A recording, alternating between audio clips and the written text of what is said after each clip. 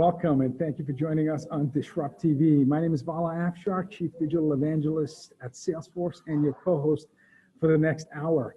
We welcome you to follow us on Twitter at DisrupTV Show. Send us your questions live using hashtag DisrupTV, and Ray, myself, and our distinguished guests will do our best to answer you live and certainly after the show. It's my privilege to introduce my co-host. He's the CEO, founder of Constellation Research, best-selling author of Disrupting Digital Business, regular contributor to Harvard Business Review, ZDNet, and many publications. Recently, I see him on CNBC and Fox Business, and he's, in my humble opinion, one of the great futurists to follow on Twitter at RWANG0. Welcome, Ray Wang, to DisrupTV. Hey, happy Friday.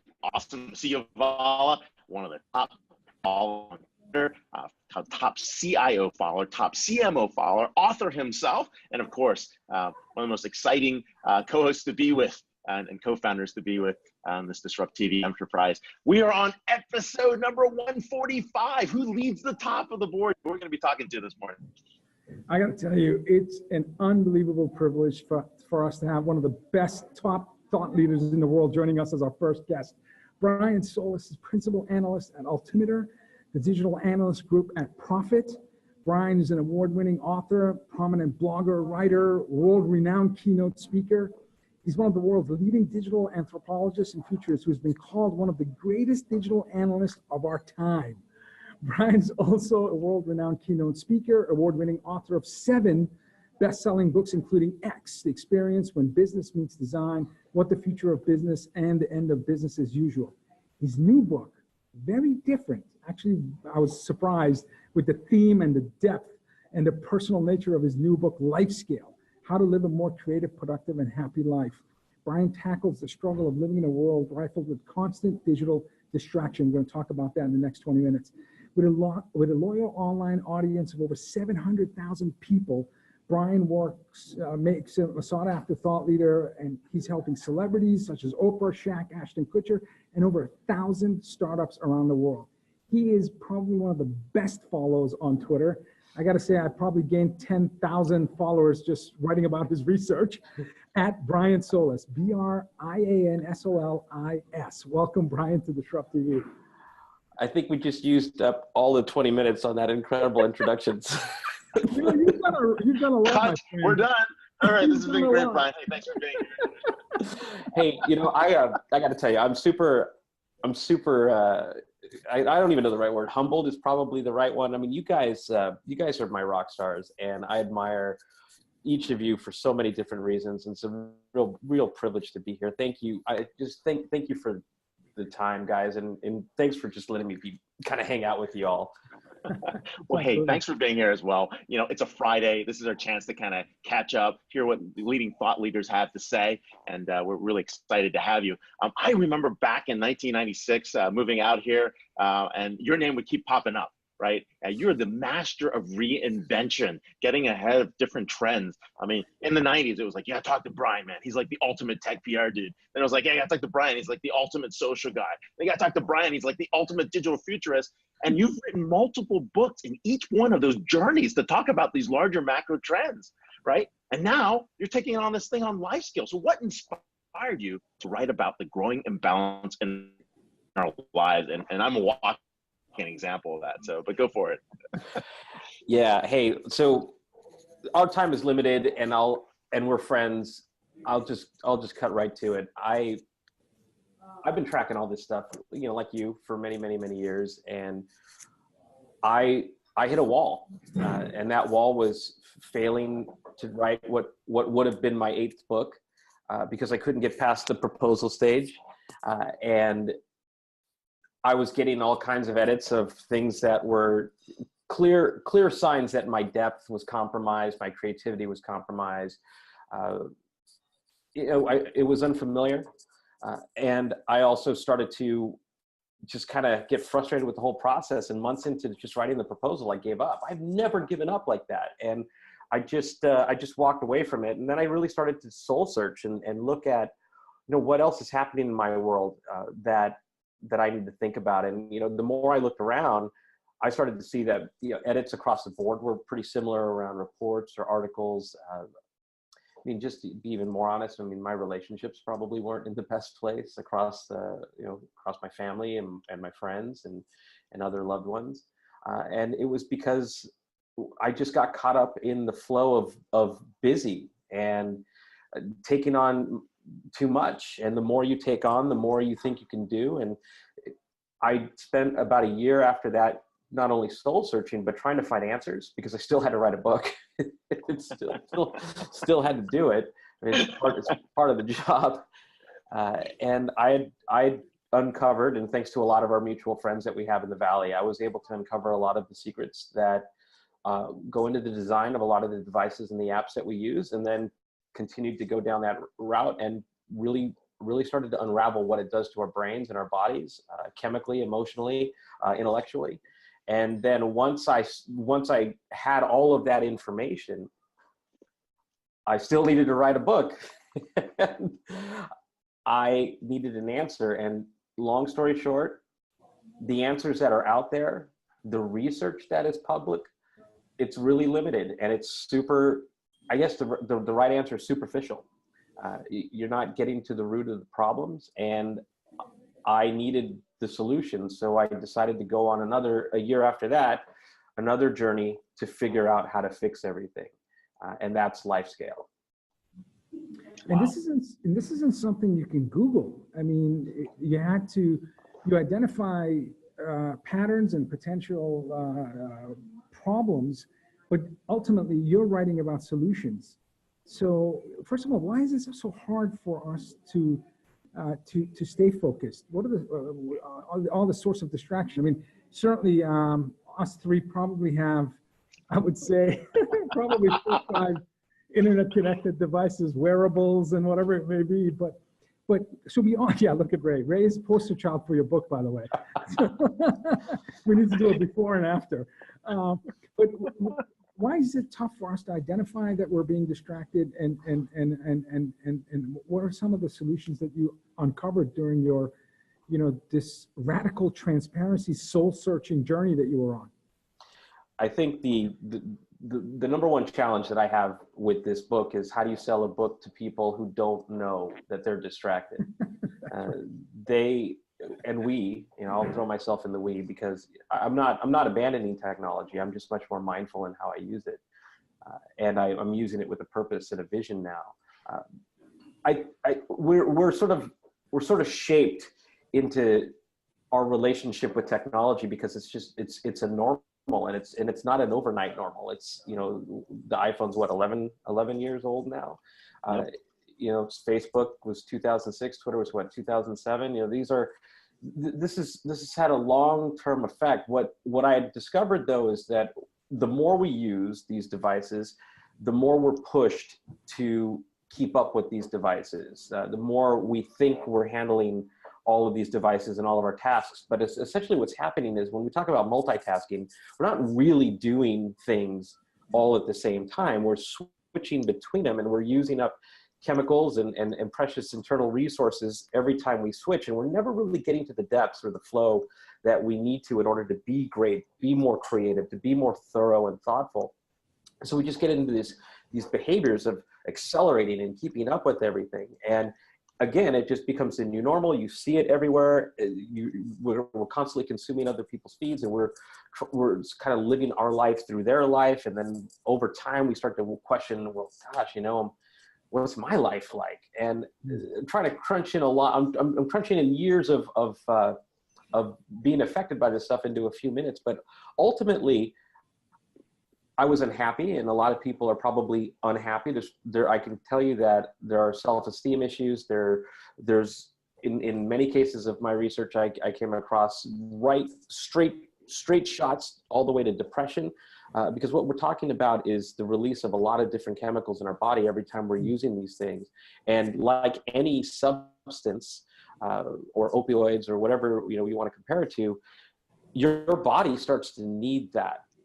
Your body starts to essentially crave those chemicals and those feelings to continue to operate as normal. And over time, you get pushed so far out of center right? So where your center of reference was 11 years ago and where your center of reference is today, it's not unlike, I mean, joking aside, the 80s rock stars who were given MTV, everybody was suddenly famous overnight, and no one trained them how to be famous. No one trained us how to be, online and popular. Our parents had this standard for life. They had this standard for success. They had this standard for what happiness was supposed to be. And then boom, we're given these gifts of gods without the wisdom and trying to figure out how to live life without balance, without instruction. And it's bigger and deeper than things like meditation or mindfulness or going on a hike are going to solve. Wow. But I need my dopamine, serotonin, oxytocin, endorphin hit now, So, anyways, no. Hey, but here's the big question though. How do you stop that procrastination that's happening as well, right? Because it is causing people to slow down and not get stuff done, right? By not getting the hit or by not getting the next message, right? I mean, how do we get out of that cycle? And I'm probably in it right now. I was joking to my team, like I was on Skype. I've got Bloomberg on over here. I've got the show that's live. Getting texts. It is kind of chaotic at sometimes. I mean, you might be the exception to the rule because I read your work and it's pretty deep and it's pretty thoughtful. And for everyone else who doesn't wear a cape like Ray, like on average, we get about 200 notifications. And on average, I'm talking about not like the super users that are like our kids, about 200 notifications a day. And every time you get that notification, and if you indulge it, takes you about 23 minutes to get back into the rhythm that you were in before. And wow. So, and then you continue on average, if you're indulging your phone or email, Slack, you're losing 2 hours at least every single day of focus. And so this is incalculable when it comes up to productivity or output in terms of work. The other thing is is the emotional side of procrastination, or just indulging the notifications, because it fools us into believing that we matter in those moments. And so then we start to crave more and more of that.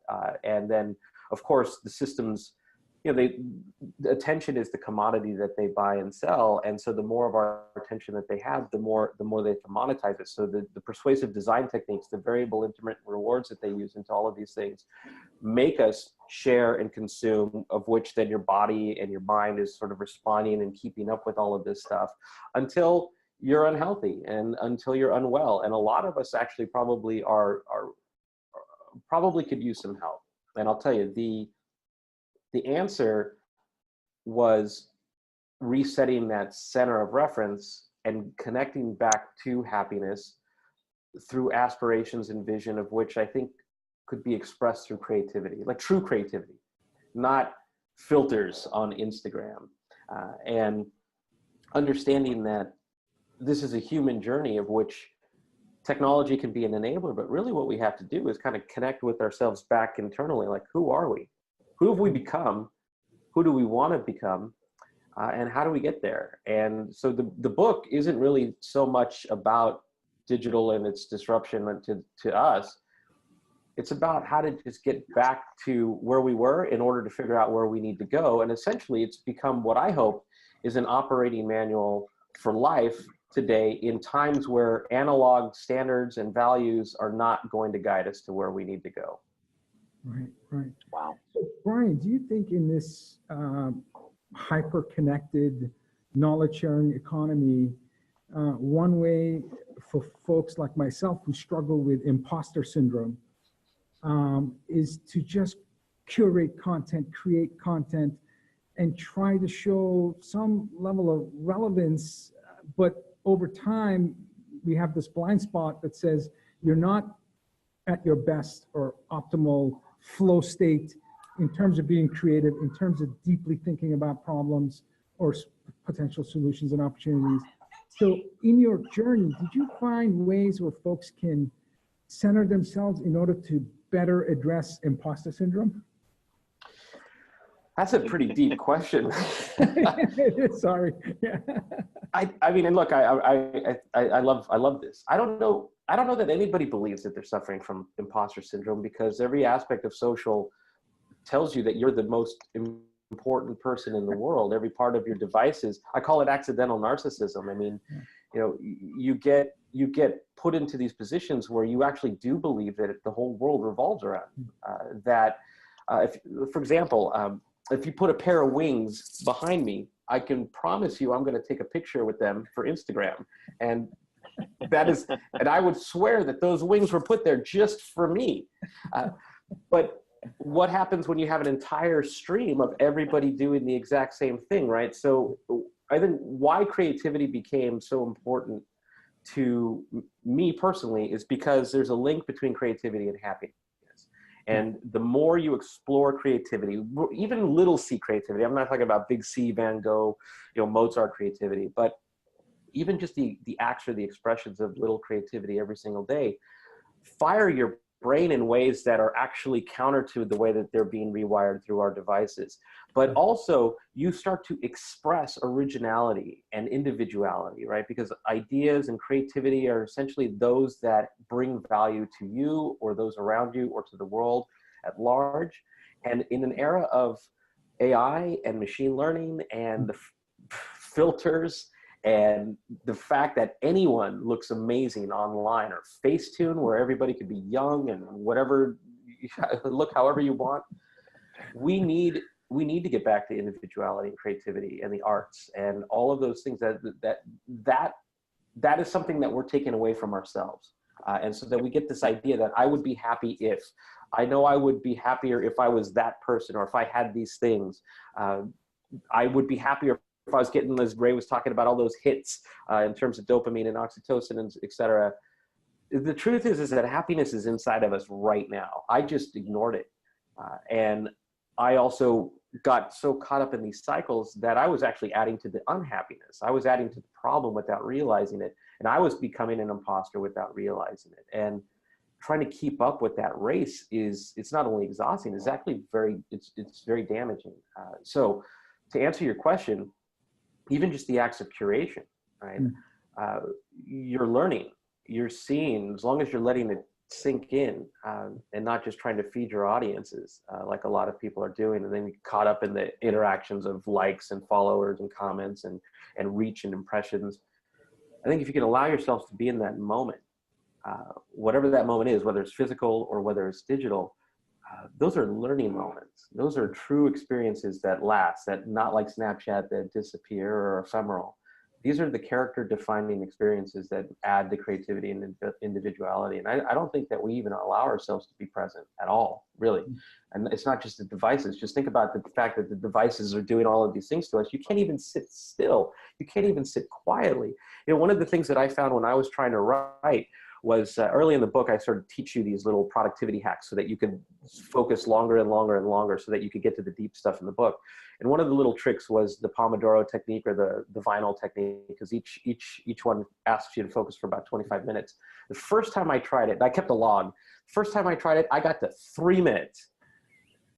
And I reached for my phone without even thinking about it. And I didn't even get a ping or a notification. It was just hardwired into my system to reach for the phone. Yeah, right. Totally. Okay. So you have to train yourself. By the way, I love your honesty, man. I love it. And I'm going to tell you something. My sense is with this book, people are going to keep coming to you asking for coaching advice. So if you think this book is one and done, I think you're going to, and I hope you probably don't, but I just feel like this coaching and this journey that we all want to be on, you're going to get a lot of folks that are going to want to constantly hear from you in terms of advice, how to get to the solution. And that's why I think your book is going to be, no doubt, a bestseller. I hope so. I hope so. Thank you for that. To tell everybody who's listening, and also you guys, right now I'm in the process of developing life-scale materials with the help of some really good friends, for life-scale for university, life-scale for high school and middle school, and then also life-scale for life coaches. Awesome. And I was going to talk about the kid aspect, and we got about 30 seconds for that. But how's this changed the way you look at your children and what they need to do to succeed? Because going through that transformation is hard on your own, but then being able to pass it on to the next generation is invaluable.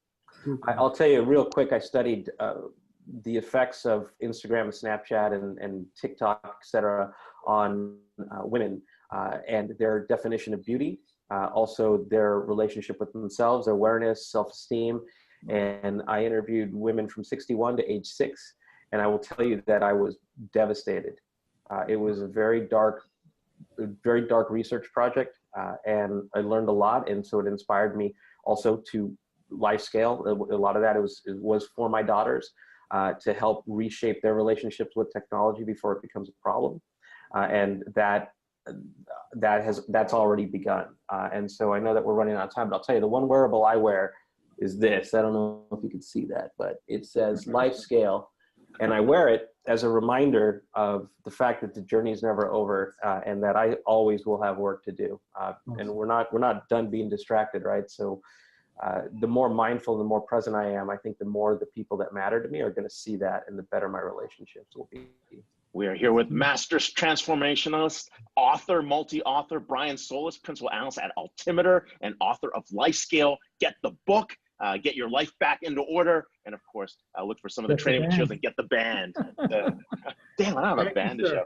But hey, thanks a lot, and enjoy your vacation. So take care. Thank you. You can follow him at Brian Solis on Twitter. He is one of the best follows on Twitter, hands down, and he's a great thought leader. He's also generous. It's good karma guy, and we all learn a lot from him. And but this book is different. This is not the tech book. Yeah. Yeah. And it's funny because we both moved to the Valley at the same time in '96. We were just talking about that yesterday and doing some reflection. But hey, who do we have next year? This is a great segue to perhaps continue the conversation. It's our privilege to have Lorna Borenstein, founder and CEO of Grokr, as our next guest.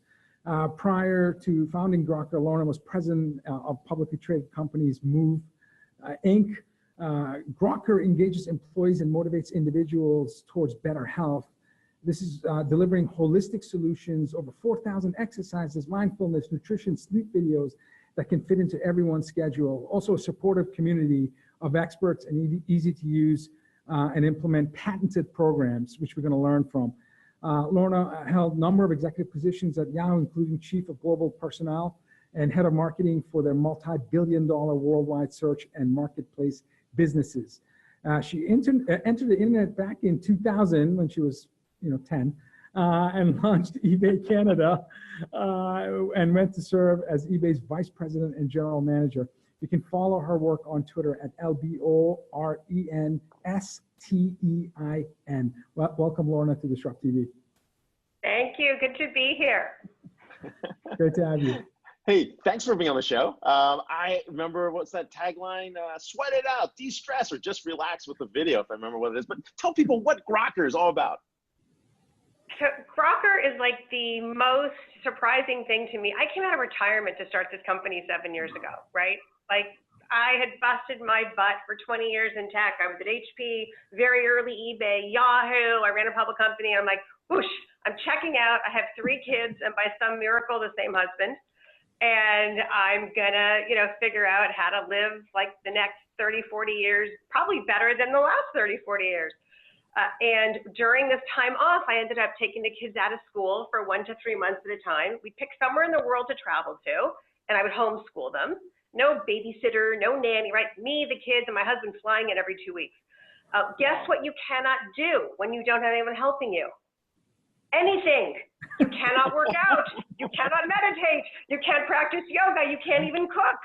And so I was super frustrated. I had my first generation iPad, and I thought, okay, I'm going to find long form, expert led premium video, and I'm going to do what I need to do right here in my hotel room. And all I could find was crap on YouTube. I couldn't find what I wanted. And so I started a company to help people with this problem that I had. And as it turns out, we started off direct to consumer. And about, 4 years ago now, companies, enterprise level companies, started calling us and asking us if they could purchase Grokr as an employee benefit to help their whole population. And so essentially when you think about Grokr today, if you have an enterprise company with a diverse, a dispersed workforce, then Grokr is the on-demand well-being solution that your employees are actually going to love. That's amazing. So our first guest, Brian Solis, talked about, not knowing the impact of distractions in our life. How about just understanding of the different sources of stress in our life. Why is this important to you in terms of just highlighting the fact that we may have blind spots to these different things that happen throughout the day, week, month, that distract us and also stress us and prevent us from, delivering our best output? I mean, that is the most important question. So thank you for asking it. And if you just look at statistically, right, 85% of disease is nothing that is genetic or remotely inherited. It's actually created by lifestyle factors, behavioral, environmental, and stress, which is now an epidemic, not just in this country, you're seeing it spread everywhere, is incredibly poignant, relevant. It's the first time, I think, in modern culture that you can talk about it without being completely stigmatized by it. And the causes of the stress they vary. If you look at the US population, 40% of Americans are one paycheck away from homelessness. So think about the financial stress that people are on. Then you think about whether it's a millennial or a boomer or a Gen Xer, right? You have this issue with aging parents you need to take care of. Millennials, only 30% of millennials are going to make as much money as their parents did. So financial success is not something that they can aspire to. That causes stress. There's all of these areas, and I actually think people are aware that they're stressed. What they're struggling with is no one is helping me. And no one is helping me in a way that can fit into my life. And I really think that's why, at least for Grokr, and there are lots of terrific solutions out there, why we're doing well, it's timing. We've come in at a moment, I remember 7 years ago, I actually came up with the idea for Grokr. We were, I don't know exactly where you are right now, Vala, but it looks like you might be in Hawaii. We were, we were coming back from Asia and I rented a condo in Maui. And that was when the idea came to me. And I thought, oh my gosh, right? How can we help masses of people as opposed to this just be for me? And the key was, it couldn't be old-fashioned one size fits all. We need to embrace the opposite, a little bit of what Brian was saying. You actually need to embrace technology in order to give people what they want, when they want it, how they want it, and for the micro amounts of time. So what I was seeing back then was there's going to be this proliferation of smartphones, tablets, connected TVs, an increased consumption of video, not a decrease. People were talking back then about the death of television. No, we watch more of it. We don't call it TV. And how do I connect with you in a way that works for you in your life? So there's a very long answer to a short question. Great answer. Hey, no, this is really important, right? And some of that topic relates to this concept of what's the difference between wellness and well-being, because those are two different things and we often confuse them. And then we also confuse them when we think about our balance in terms of our life. Ray, you are a wise man. So succinctly put, wellness is merely the physical absence of illness in the body, illness or disease in the body. That's wellness. So it's basically a point in time statistic, if you will, a metric that says, do you or don't you have physical wellness right now? Well-being is so much broader, right? Well-being encompasses emotional, social connectedness, financial well-being, and physical well-being as well. It encompasses all of that. So if you think about the word holistic, which is a little bit overused, but really this is about holistically, are you well? Because if you are struggling with repaying student loans, I may be going to CrossFit or I'm at SoulCycle, awesome, but I'm a wreck because I'm really worried about student loan repayment. So how do you help me holistically? That's well-being as opposed to wellness. And if you look at the evolution now, and this is one area I actually think that video in particular is very helpful to people. Small, teeny micro doses of well-being content can actually help you take very small steps toward a much healthier and happier you.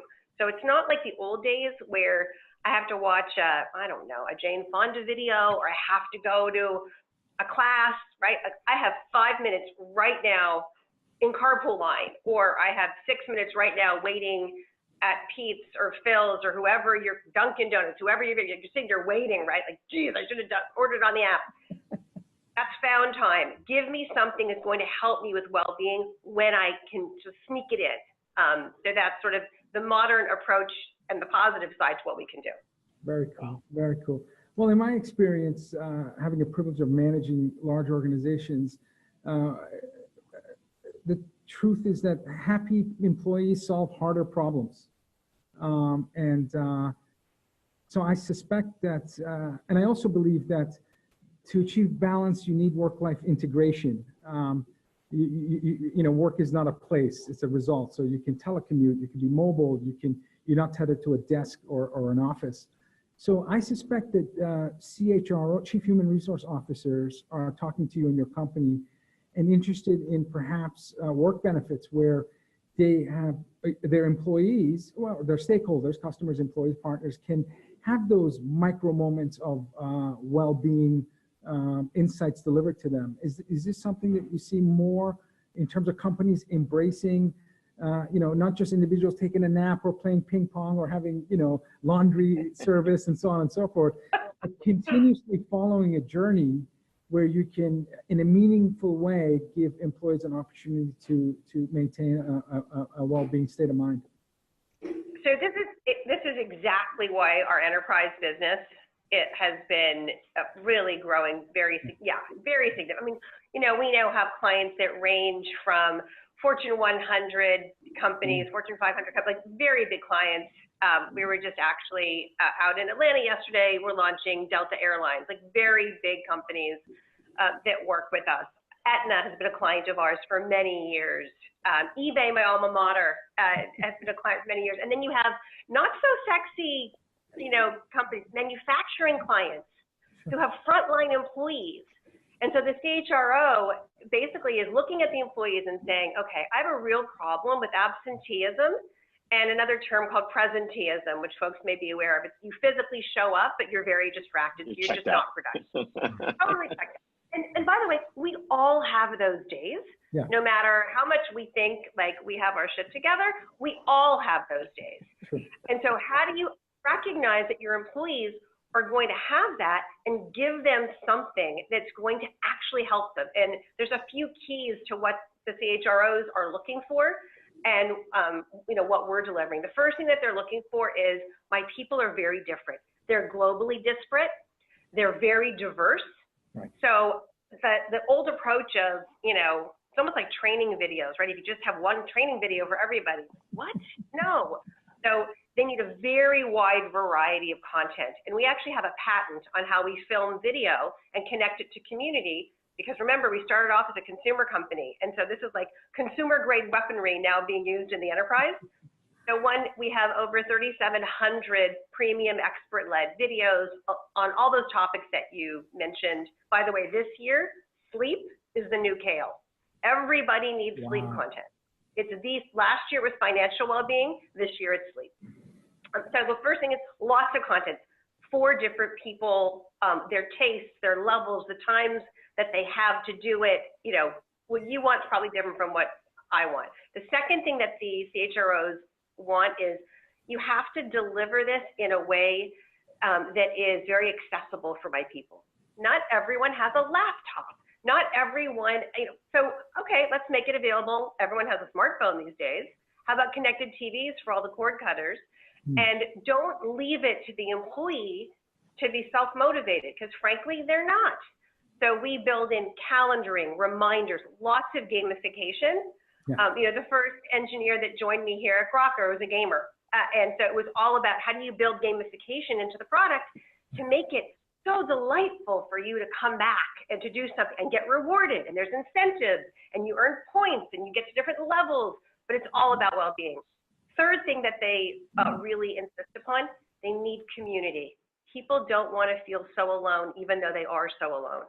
And so we have this Grokr, global Grokr community. You can ask any expert a question, get an answer, talk to colleagues around the world or even in a cube next to you, but very much not feeling alone. Culturally, we're in it together. So that's what the workforce is needing as we make this shift from more passive, sort of lean back content to even in the wellness space, well-being space, of how do I interact with you and make it meaningful to my life. Wow, no, that's deep. You know, hey, congratulations too. I wanted to say, hey, you're on the list of top HR tech influencers.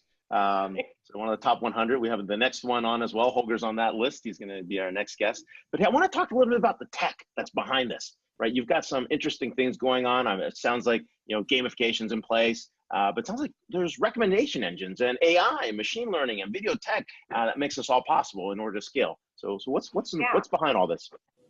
So the first thing to say is, most people don't really understand what AI is. And frankly, there's very little AI in what we do. There's machine learning, there are some great algorithms, there is collaborative filtering, but it's not AI. A lot of people use that term. I think that people don't understand the difference, but the way that our tech stack works is essentially we start with personalization. So through, like the concept of progressive disclosure, for us, it's actually progressive learning. So we have a smart engine, and as you use Grokr, the more videos you watch, we look at your, what videos you watch, percentage completion rates, what you've watched again, what you take a social action on. We have something called an I did this, where when you complete it, you claim your chest thump and you get your star explosion, but that counts towards sort of your leveling. So we look at all of that data, search queries, and put that together, and then we can do both through collaborative filtering and some machine learning, some very smart recommendations. So over time, you do not see anything that's not relevant to you. And increasingly, what we're seeing is cross-device utilization. So being able to make sure that, watching what are you doing on an iOS device versus an Android device? Are you then doing it also on a laptop or a connected TV? And having the right recommendations based also upon how you're accessing the platform. That makes a lot of sense. I mean, I imagine at some point, whether it's your Fitbit or your Apple Watch, monitoring how long you're sitting, how much you've walked, and then perhaps even delivering you content that suggests you should be doing something else to stay healthy, and so this cross-device correlation and analysis, I think, is something that will be part of that mass personalization that the engine provides. And it already is. We already integrate with all of those wearables so that you're getting. Yeah, and the thing that's important also, people want credit. They want validation. And so this fiction that my workout self is very different from my, let's say, eating self, or my mindfulness self, that's not true. I'm one self. So I want one comprehensive scoring system to let me know how I'm doing along all these dimensions. We actually have something which is really fun. We have a wellness quiz. So you take this quiz. One of the businesses I used to run, when I worked at Yahoo, I ran the global online dating business, Yahoo Personal. Very fun business. My mother thought I'd find my sister a husband. She found her own. Anyway, so what we did is we had this quiz that would give you your personality profile, your dating personality profile, and let you know what things you needed to watch out for, what things would work for you, and basically advice on how to find a mate based upon you. We've created that actually for well-being. So you take your well-being quiz, and we give you a comprehensive score, a composite score, but we also give you a score along 4 different dimensions of well-being: activity, nutrition, sleep, and stress.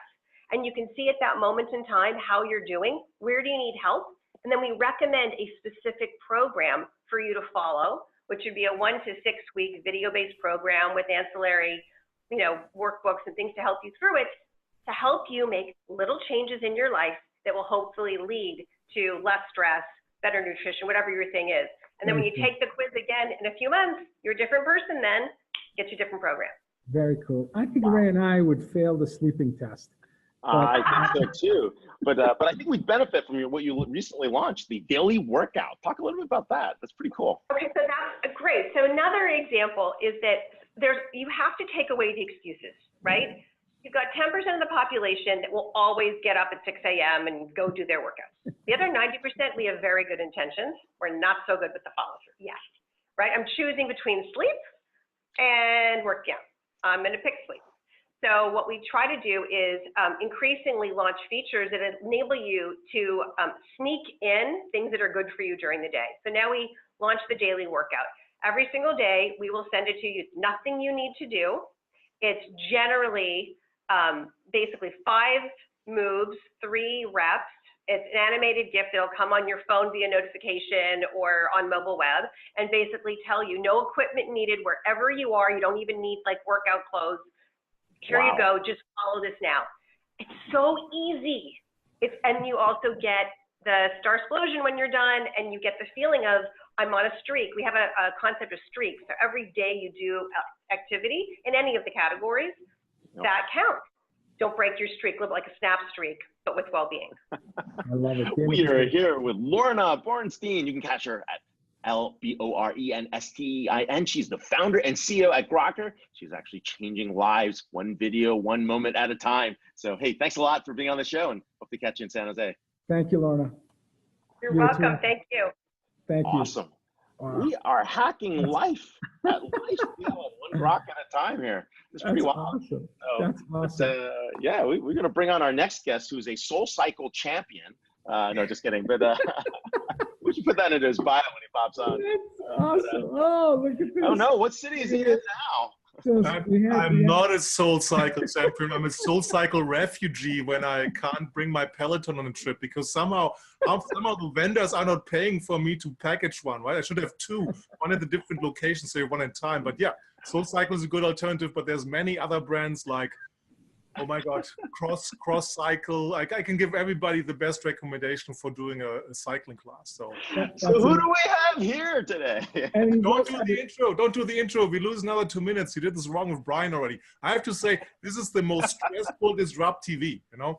As I'm trying to go live, this machine here, you know, somehow, if Microsoft and HP are listening, can you please not override the audio writers in the Windows update before DisrupTV? I mean, that would be something, right? Then you have Brian about taking a break and not doing something, and Lorna about wellness, and I'm running back and forward trying to get this machine to run. I probably gave Aubrey, is Aubrey fine? She probably got a heart attack because this backup machine I didn't have on power. So while I was moving over to my studio room here, I lost again. I wasn't on DisrupTV. You guys might have noticed while you were talking. I did notice. I was getting worried. Aubrey is fine, right? But no, I made it. And I didn't have gray hair. I would have more gray hair right now, but hey, there's nothing. One of the most tech-savvy people we'll ever have on the show. But we have to turn this around, Vala, because of being challenged. I need to hear from you how your first India trip went. Okay, before I do anything, I'm going to at least have 2-sentence intro. And check out the background, Vala. We have Holger Mueller, Vice President, Principal Analyst at Constellation Research, and a fantastic follow on Twitter at HolgerMU, HOLGERMU. Welcome, okay, Holger. Enough. How was your India trip? Well, thanks to you and all the brilliant advice you gave me, because I had no idea that India is your second home. And so I had advice on where to go, what to eat. So I went to NASSCOM conference in Mumbai. I've never been treated better anywhere than India. The folks at NASSCOM, which is one of the most influential technology conference in India, with businessmen and women that essentially, run the tech economy in India and abroad. We're all there, thousands of individuals, and it was an amazing time. I got a ride in an autonomous car. I saw conversational CRM in action. I saw machine learning and race cars and sensors and technology. So India will have the second largest economy in the world by 2030, only behind China. And every second, 3 people in India connect to the internet for the first time ever, which means in the next 6 years, there'll be 1 billion unique individuals connected to the internet from India. So, and that's a $5.7 trillion consumer spending power that will come from India. So any business in the world, you should not ignore India, because the people are amazing, the food's amazing, and the tech growth is exponential. So I had a fantastic time. It's an amazing place. My only reference, Ray is more in India than me. He's probably gone twice while you have been and I have been. But my only claim to fame is I've been going to India every year since half of my life. So and I'm pretty young, right, as you can see. And the other thing we have to do first is, right, because we always cut the sports short, right? So Vala, is your team in the playoffs? I'll tell you, KD had 27 points in the first half yesterday. Yeah. And the game was over by halfway through the third quarter. So that, I think Golden State woke up.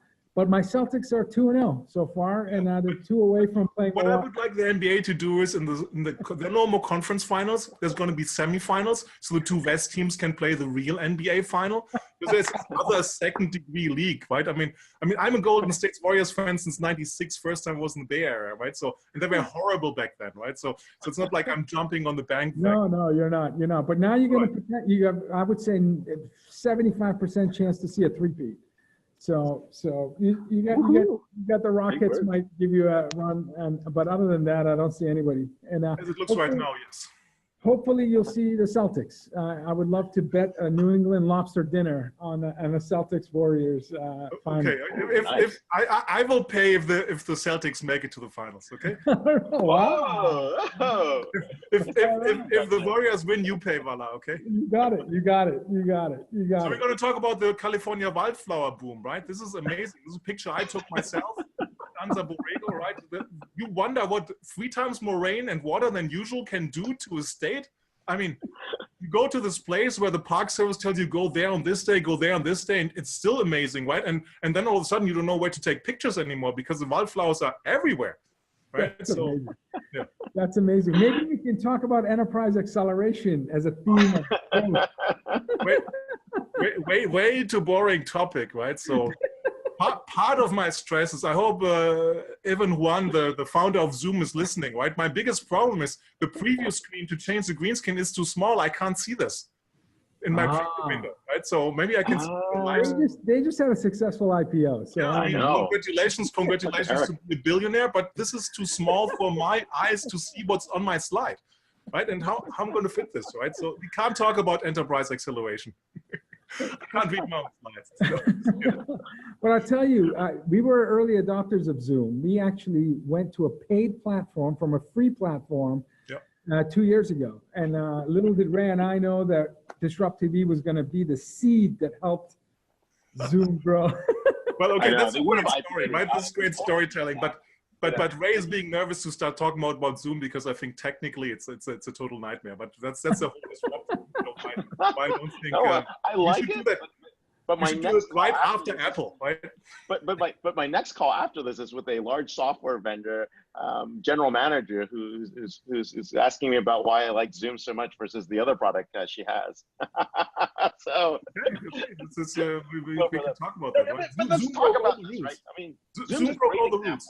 Right, so Zoom's a great example of enterprise acceleration. So enterprise acceleration. Now, do you want the IT angle, right? I have 2 research areas, or the HR angle, right? The IT angle is newer, right? And because I always bring props, what props gonna come for the loyal viewer?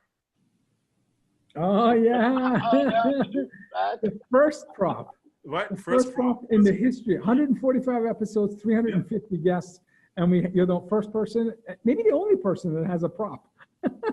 Well, I had live animals on the show, if you remember, but today the production person we didn't make it. So I have to start with, everybody hopefully knows the Hadoop big elephant, right? So one key thing is, right, if I need to accelerate as a company, and we know everybody has to move faster. Lucky for Brian to take a break, nice for Lorna to make people more mindful, me aware to take breaks, but everybody has to move faster. And the no-brainer is, right, if I look at the companies who understand people, good, scary, bad way, they're the ones who have mastered the big data capabilities to store all the electronic information which is out there, including the exhaust, right, which nobody thinks is important. But it could be, right, one man's trash could be one man's gold at some point in this life. So enabling a big data capability in enterprise is task 1, right? So that's what you definitely have to do as a part.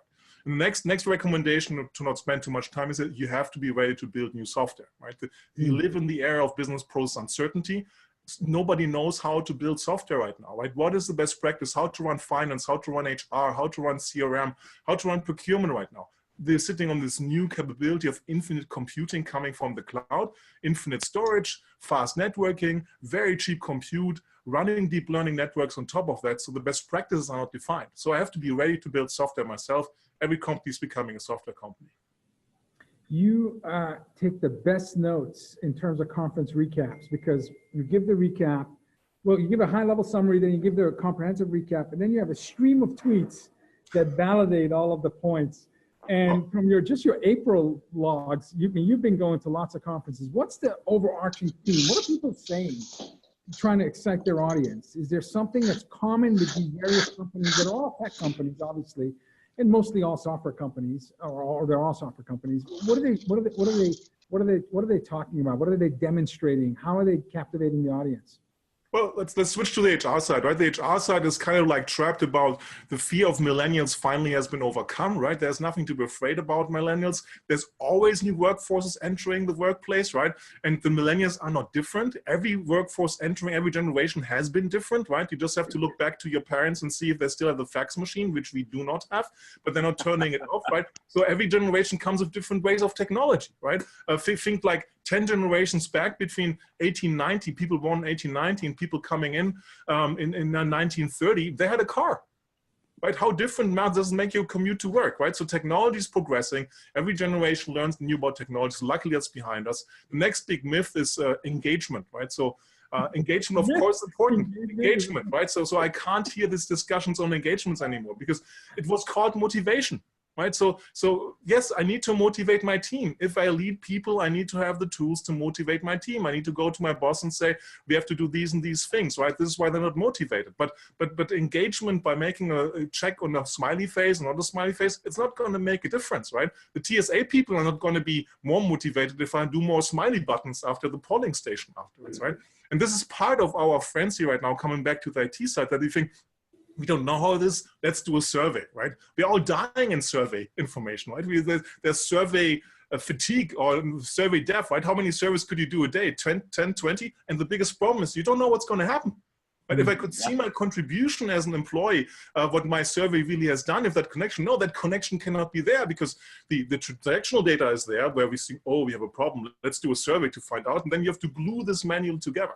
And back to enterprise acceleration, you have to be able to bring these things continuously together, right? The surveys have to be started automatically when you see something is going wrong in sales, with your customers, with your product quality and so on. Not for someone saying, let's do a survey, let's wait for another month until that comes out, right? So that shouldn't be happening. That's the HR side, right? On the technology side, obviously, the big thing is hybrid. Did you hear me? I don't want to say it here on the show, right? So I call it the next generation computing platform, right? Because we have to make up things newly, right? And call things differently. And the next generation computing platform here, the trends are too small, right? I have them here, but I can't read them. So you probably can't read them either. So I can't do much about that, right? So otherwise you come so close now, it's going to get, right? They're not going to get waiting up. So, but the background to this is basically that on-premise is back. Right, in all the technology conference, right? Kubernetes, interesting enough, originally coming from Google, a way for Google to only run the cloud because they run only in the cloud, having been basically imposed, right? We've never seen this. There's always been technology rivalries, but for the first time we see that a standard coming from one of these and push for open source, and maybe we get to open source, has de facto forced all the competition, AWS, Microsoft Azure, IBM, Oracle, everybody to support Kubernetes as a container platform. And this is beautiful for enterprises because it means for the first time I can transport load between different clouds. And here comes a new thing, of course, you can bring it on premise, right? And this is what Google announced last week with Anthos, right? Here's the Greek exercise thing. What does Anthos mean? Quickly, Google. No, don't Google. Anthos, no. flower, right? What a nice name comparison, right? So let the flowers bloom. And enterprises need to run things in different clouds. Multi-cloud has been a topic. And they need to run things on-premise. Because why do you run things on-premise? First of all, the internet is super slow. Right? Have a data center in your northern hemisphere and employees in New Zealand. Good luck for them to have any good employee experience or customer experience if your customers are there. Right? The speed of light is relative when it comes to internet connection. So performance is local. The next thing is statutory requirements. Right? I'm still baffled. Like earlier this week, I was in Europe and I wanted to see my San Diego Tribune link, which I get emailed every day. Can't see it because I didn't manage to do GDPR. Right? So legal statutory things. It's shocking, right? Over 800 newspapers in the US, not the dinky tiny ones, are not visible in Europe anymore because of GDPR, because I signed up in the US for their email, but I'm now in Europe, and why can't I see my content there, right? Why do I have to start a VPN to see the San Diego Tribune? So bad luck for the San Diego Tribune, right? But so statutory reasons, data privacy, data residency are number one, and then of course there's best practices, right? I have this data center, I want to use it, I can't convert it into a gym yet. This might come down the road, right? Central location, great air conditioning, right? I have slides in my presentations. What do you do with a data center? We make a gym out of it. Go for a gym, right? Great perspective from that. But you have that, and it's existing best practice, right? So being able to move load between clouds and on premises, that's the hot thing at the tech conferences, right? And Kubernetes makes it possible. Everybody had to endorse it. Next week, I'm in Seattle. I'll have to see what the Docker guys with the whale are still around, right? They had all this, right? Docker, interesting enough, was the previous container platform till they got bulldozed, steamrolled over by Kubernetes, pretty much. Yeah. Wow. All right. So the cloud isn't dead. People are moving on premises. You know, Anthos is sorry, this is an interesting thing, right? It's cloud technology coming to on-premise, right? With the exception of Oracle, where maybe they brought their technology from on-premise to the cloud, right? But it's a two-way street, right? Azure Stack at Microsoft is brought as a cloud stack to on-premise and sized down. GKE on-prem coming out of Anthos now at Google is cloud technology being sized down to run on-premises, right? So very interesting switch in the way how things have been built. Yeah, we're seeing a reversal of that and what's happening. All right, let's take on a bigger topic. What's going on in this quantum computing world? People are like kind of talking about it, but not talking about it in a very quantum way. Well, it's been overhyped, right? So no question about this. Interesting enough, but very interesting that, for instance, like over 2 years ago, Microsoft gives you a development tool to build the software for a platform which doesn't even run. Right now, we're all waiting for quantum superiority to show that quantum can really run better than traditional computers. The question is going to be Google, it's going to be IBM, it's going to be Microsoft, one of the startups being there. So it's really interesting. But in the meantime, because it's taking so long, new hardware parts come on, right? There's no endorsement. I don't even know if it works and how it works, right? There's this company called IonQ, which is now not using traditional ways how to do quantum computing, but it's trying to capture quantum ions, right? If you remember, ions polarize particles and so on. And supposedly that's working really, really well. They built their 3rd or 4th computer by now, and they're so much closer to quantum superiority, right? So we might be even take a step back that a totally different hardware approach might be the solution to quantum computing. But the exciting thing is it changes everything, right? Things like simulation, encryption, right? Security are all thrown out of the window once quantum works, and it's probably going to work sooner than we think. So, okay, sooner than you think. How many companies, do you know how many companies, major companies are actively working on quantum computing? The ones that are under NDA here, so. I think serious players, there's roughly 2 dozen. Yeah. 2 dozen, yeah. Close to getting it done is 1 dozen. And seriously, they're working on quantum superiority is a handful. Yeah. Because it's super expensive, you have to build these things. And the interesting thing is it comes out of academia and back to acceleration, right? This is a race, but academia is the last people you want to have in your team when you have to do a race, because no offense to anybody in academia, usually they're not the fastest. So they're taking their time and say, oh, it's fine, we'll build our next computer in 2020, right? So it's a race, right? It's like the race to the moon, where there's not plenty of time. Yeah. But this trapped ion quantum piece is a huge, big piece, right? I mean, this is changing the way quantum computing is looking at. It's almost creating the 2nd generation of quantum computing architecture. So. Yeah, a different path towards it, right? And that's the fascinating thing, and because there haven't been different paths, right? In the history of IT and technology, there's always been different paths and being in competition at the same time. We see this kind of like singularity. We talked about Kubernetes and we saw it on quantum computers. Now somebody's taking a different angle at it, where people are saying, right? Maybe there's even a 3rd way, who knows, right? So that's going to create the typical insecurity with new technology, because people will have 2 quantum computers and they have different operating systems, right? Does that sound familiar, right? We've all been there, right? 2 mainframes with different operating systems, or 2 server languages, flavors, right? I'm going to go in Windows OS 2. We've all seen that, right? So we have to expect that this will be happening, right? No question about it. But before the end, right, here is a last picture quiz for you guys. What is this? What is it? It's a foldable phone. Oh, the flip phone is back. Do you remember? I just found this as a prop for the show, right? Good old, what was it? Is it Nokia 2000? Yeah. Oh, Motorola. Exactly. Motorola No, it's better than the current Samsung, because you know how often I can fold this here. Oh my God! Poor guys over there. That was the DJ Co phone. That was supposed to save DJ Co's career. Right? It's not working. Love to flip things, right? So hey. Yeah, but there's also reports from Wall Street Journal and others where folks have tried it for thousands and it hasn't failed. So I don't know if it's just a handful of in the bad batch or whatever, but CB Insights listed companies working on quantum computing, and you recognize Microsoft, Google, Intel, IBM's, but British Telecom, Alibaba, Lockheed Martin, interesting set of big companies in different sectors. And of course, Accenture named 4 technologies to redefine the post-digital era, and quantum computing was one of the 4. When do we, Holger, see a demonstrable example of quantum computing in use with energy savings and computing power and efficiency? Well, you're asking for step 2, and we haven't taken step 1, right? So we're trying to get step 1 to make it work at least stable enough, which people are far away from. Then cost efficiency for the last large rollout is going to be important, which we haven't achieved with the quantum superiority. 3 years, 5 years, 3 years, 5 years? I think we're very close to 2-3 years to see quantum superiority. Then comes back to economies of scale to build those significantly. Then tons of software has to be built, right? So, yeah.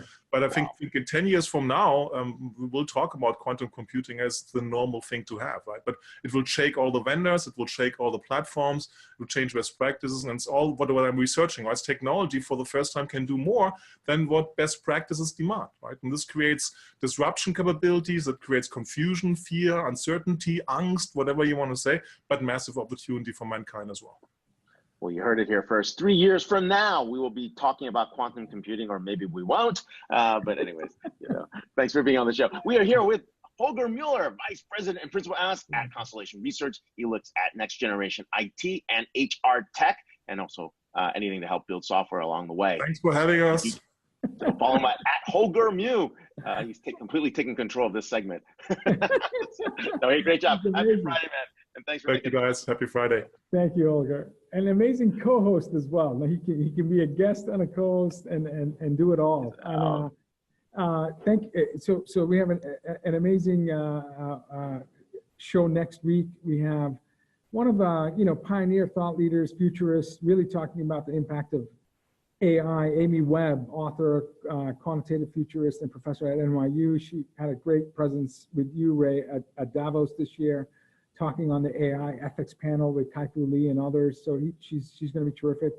Jay Jacobs, Senior Vice President, Head of Research and Strategy of Global X ETFs. So we've had folks from Global X on the show before, and they've been amazing, give us tremendous insights in terms of future investments and markets. And one of my favorite guests, Larry Dignan, Editor-in-Chief of ZDNet.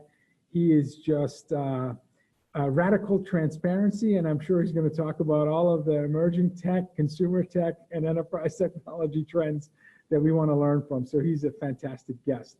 Ray, your closing remarks. No, I mean, hey, really excited. It's episode 146.